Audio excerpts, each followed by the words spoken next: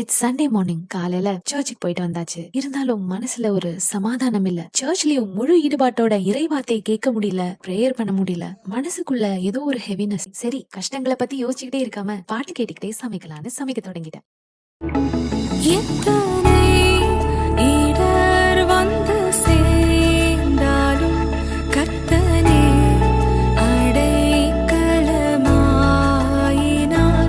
எத்தனை இடர் வந்து சேர்ந்தாலும் கர்த்தனே அடைக்கலமாயினார். மனோமா கடல் இவர் போலுண்டோ, விண்ணுலகிலும் இவர் சிறந்தவர். கர்த்தனே என் துணையானே, நித்தமும் என் நிழலானே.